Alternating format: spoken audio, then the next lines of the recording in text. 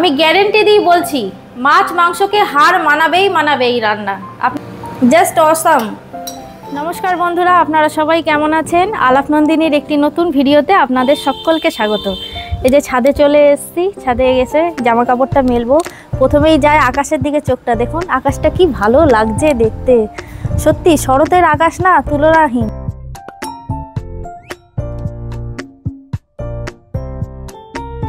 দারুণ হাওয়া দিচ্ছে। ও মনে হচ্ছে দাঁড়িয়ে থাকি, জানেন? রোদটা গায়ে লাগছে না, রোদটা কিন্তু দারুণ উঠেছে, তবে হাওয়া দিচ্ছে খুব ভালো, ভালো লাগছে। চলুন তাহলে জামা কাপড়গুলো তাড়াতাড়ি মেলে নিই। বাবু আবার চলে আসবে, ও আসলে আবার ওর সাথে বসে একটু গল্প করি। স্কুলে কি করলো না করলো, কোন বন্ধুর সাথে দেখা হলো, এগুলো করলে না, ওর সাথে গল্প করলে বাচ্চারা দেখবেন বেশ একটু আনন্দ পায়। কি করলো না করলো মায়ের সাথে, মা বাবার সাথেই তো শেয়ার করবে। তাই আমি না সবসময় শোনার চেষ্টা করি, ও কি করেছে না করেছে, এসে আমাকে সব বলে আর আমি শুনি, ওর খুব ভালো লাগে এটা। চলুন তাহলে ছাদের কাজটা তাড়াতাড়ি করে নিচে যাই, আরও অনেক কাজ পড়ে রয়েছে।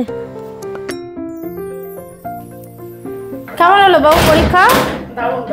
ভালো হয়েছে? খোলো মোজাটা, খোলো এখানে মোজাটা খুলে নাও। ওগুলোই এসছে? বাহ, দারুণ ব্যাপার। তাইলে আজকে একটা জিনিস করছি, এখনো আমার বন্ধুদেরকে আমি বলিনি আমি কি করছি আজকে। বাবু জিনিসটা খেতে খুব ভালোবাসে, জানেন? খুব ভালোবাসে। আমাকে বেশ কয়েকদিন ধরেই বলছিল মাঝে মাঝে যে মা করবে না করবে না, আমার আর করা হচ্ছিল না। ওই যে দেখুন ভালোবাসা, দাদা আর বোনের ভালোবাসা দেখুন। বউ পড়ে যাবে, ছেড়ে দে। যা চিঙ্কি, যাও পড়ে যা, যা চিঙ্কি যাও। আদর করেছে তো দাদা, তোমাকে আদর করেছে তো।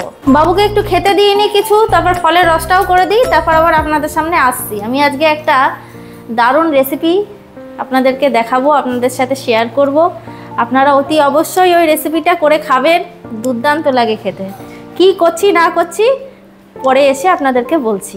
আপনাদের বললাম না আমি একটা রেসিপি আপনাদের সাথে শেয়ার করব, সেটা হচ্ছে ডিমের কোফতা কারি। সুপার টেস্টি একটা রেসিপি, বহুদিন আগে করেছিলাম, আবার আজকে ভাবলাম একটু করি। আপনাদের সাথে কেন শেয়ার করব না, আপনাদের সাথেও শেয়ার করি, তাহলে আপনারাও দেখে করতে পারবেন। তা দেখুন, ডিমের কোফতা কারির জন্য, কোফতার জন্য কি কি লাগছে আমি আগে আপনাদের বলে দিই। এখানে রয়েছে 8টা ডিম, আর এই যে রয়েছে গোলমরিচ, এখানে রয়েছে কর্নফ্লাওয়ার, এখানে রয়েছে লঙ্কা কুচি, আদা বাটা, ধনেপাতা কুচোনো, আর এখানে রয়েছে 8টা ডিমের জন্য 150 গ্রাম পনির। এবার আমি কিভাবে করছি আপনারা তাহলে একটু দেখতে থাকুন। এই গ্রেটারটা নিয়েছি, এই যে বড় দিকটা দেখছেন, এই দিকটা দিয়ে আমি ডিমগুলো এইভাবে গ্রেট করে নেব। এই যে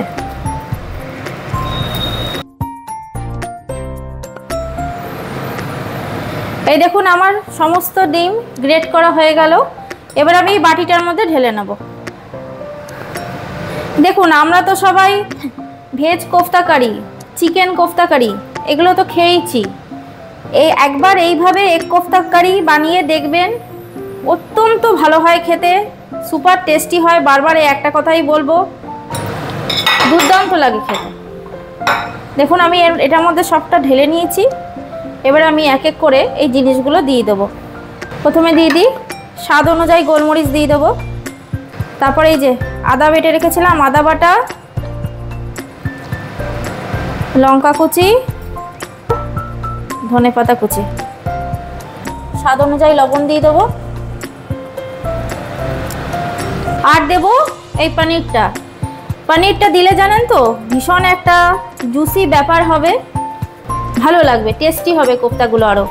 তাই চলুন, এখানে 150 গ্রাম পনির আছে 8টা ডিমের জন্য, আমি এটা গ্রেট করে দিয়ে দিই।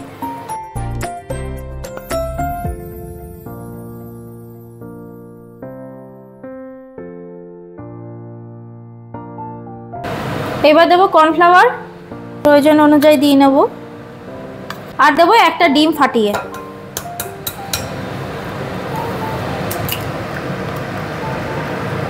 একটা ডিম ফাটিয়ে দিলাম, ব্যাস। এবার এটা ভালো মতন করে সুন্দর করে মেখে নেব।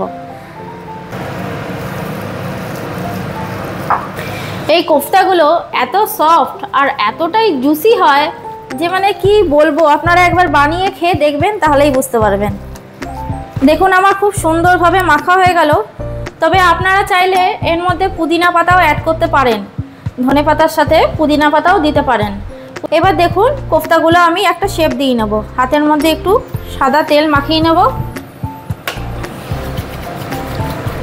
সাদা তেল মাখিয়ে নিলাম। এবার কোফতাগুলো যেরকমভাবে শেপ দেবেন আপনারা, আমি এই যে প্রথমে গোল করে নেব, গোল করে এরম চ্যাপটা করে নেব। এই যে এরমভাবে করে নেব। চলুন তাহলে কোফতাগুলো আমি করে নিই। দেখুন আমি কড়াইতে তেল গরম হতে বসিয়ে দিয়েছি, আর আমার কোফতার শেপগুলো একদম তৈরি। প্রত্যেকটা আমি করে নিয়েছি। এবার আমি এটা কোটিং দেব কর্নফ্লাওয়ারে। এই যে দু সাইড কোটিং দিয়ে নেব কর্নফ্লাওয়ার দিয়ে, এইভাবে। দেখুন আমার কোফতাগুলো সব কর্নফ্লাওয়ারে কোট করা হয়ে গেছে একবার করে। তেলটা গরম হয়ে গেছে, এবারে ভেজে নেব আমি।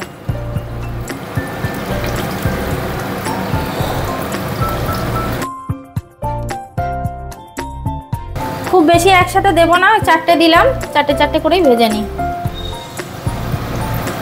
ফ্লেমটা ওই লো টু মিডিয়ামে রাখবো, একেবারে হাই করব না, তাহলে পুড়ে যাবে।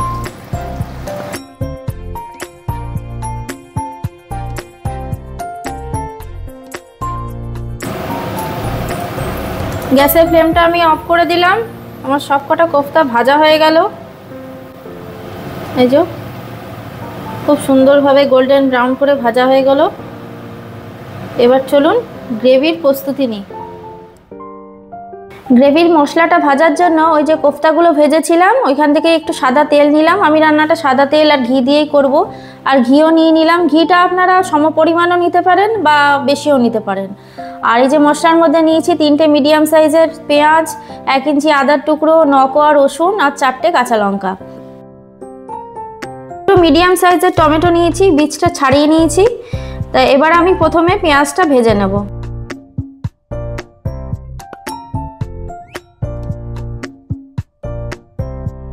এবার আমি পেঁয়াজের মধ্যে হালকা লবণ দিয়ে নেব। লবণটা দিলে কি হবে, পেঁয়াজটা তাড়াতাড়ি নরম হয়ে যাবে। পেঁয়াজটা হালকা গোলাপি রং হয়ে এসছে। এবার আমি 9টা রসুনের কোয়া, আদার টুকরো কুচিয়ে নিয়েছি, আর এখানে রয়েছে 4টে কাঁচা লঙ্কা। আদা রসুন লঙ্কাটা দিয়ে আমি কিছুক্ষণ নাড়িয়ে নিলাম। দুটো যে বড় সাইজের টমেটো কেটে রেখেছিলাম এই দুটো দিয়ে দেবো। দেখুন টমেটোটা দিয়ে আমি কিছুক্ষণ নাড়াচাড়া করে নিলাম। এবার এই যে 1 গ্লাস জল দিয়ে দেবো। 1 গ্লাস জল দিলাম, আর একটু জল দেবো, গ্লাসের থেকে একটু কম। এই যে ঢাকা দিয়ে দেবো। ঢাকা দিয়ে মিডিয়াম ফ্লেমে 15 থেকে 20 মিনিট রান্না করে নেব। হোক তাহলে এইটা উপরে চলুন দেখে আসি ধুবো চিংকি কী করছে, অনেকক্ষণ যাওয়া হয়নি। বাবু আছে উপরে, তাও দেখে আসি, কোনো আওয়াজ পাচ্ছি না। এই দেখুন ধুবো সেই শুয়ে রয়েছে ঘরের বাইরে, আর এই যে আমার চিংকি মহারানী এখানে শুয়ে রয়েছে। এই যে এবার কয়েকটা কাজু দিয়ে দেবো। কয়েকটা কাজু দিয়ে দিলাম। এবার আবার ঢাকা দিয়ে ওই 5 মিনিটের মতন রান্না করে নেব। আমার 20 মিনিট হয়ে গেছে। এই যে গ্যাসের ফ্লেমটা এবার অফ করে দেবো। দেখুন সুন্দরভাবে সব রান্না হয়ে গেছে। টমেটোটাও একেবারে নরম হয়ে গেছে, পেঁয়াজ আদা রসুন কাজু সব কিছু। এবার এই মশলাটা আমি ঠান্ডা করে তারপর মিক্সিতে পেস্ট করে আমি আপনাদের সামনে তারপর আসছি। মশলাটা আমার ঠান্ডা হয়ে গেছে। এই যে আমি একটা প্লেটের মধ্যে রেখে ফ্যানের তলায় রেখে দিয়েছিলাম, ঠান্ডা হয়ে গেছে। এবার এটা মিক্সির বাটির মধ্যে নিয়ে নেব। নিয়ে চলুন পেস্ট করে নিই। এই দেখুন পেস্টটা আমার করা হয়ে গেল। ক্রিমি একটা পেস্ট হয়েছে দেখুন, দুর্দান্ত।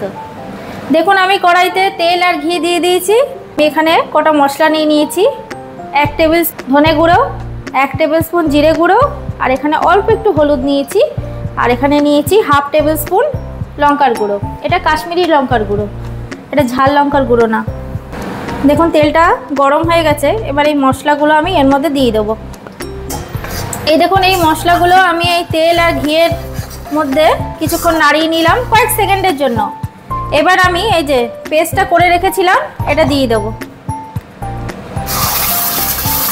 মশলাটার সাথে। এই পেস্টটা ভালো মতন করে মিশিয়ে নেব। দেখছেন গ্রেভিটা কতটা ক্রিমি হয়েছে, দেখুন মশলা থেকে হালকা তেল ছেড়ে এসছে। এই যে এবার আমি এর মধ্যে জল দিয়ে দেবো। দেখুন আমার জল দেওয়া হয়ে গেল। এইবার গ্রেভিটাকে আরও টেস্টি করার জন্য আমি দেবো এখানে ক্রিম, আমুলের ক্রিম, আমুলের ফ্রেশ ক্রিম।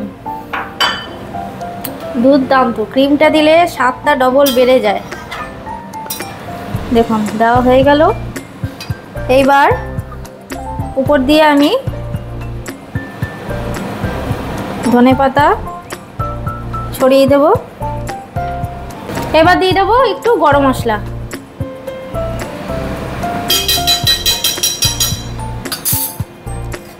এবার ঝোলটাকে ভালো মতন করে নাড়িয়ে নেব।